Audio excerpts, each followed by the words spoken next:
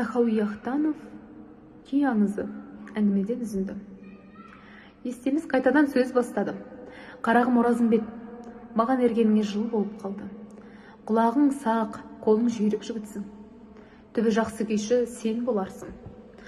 Бірақ күйімді үлгетсең де өмірімді үлгетпе. Жас 50-ге келді. Менің өмірім тұрлаусыз болып барады.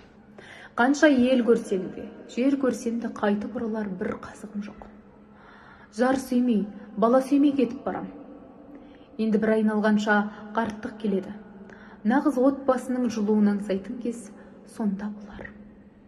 Естеміс ауыр күрсініп қойды. Оразымбет ұстазын аяп кетті. Қабағы кірбеңсіз, көңілі ашық көріпкен ұстазын іштей кемірген зор уайым бар екен. Сізге қарттық қайда еске? Әлі біреуді айттыруға болады ғой.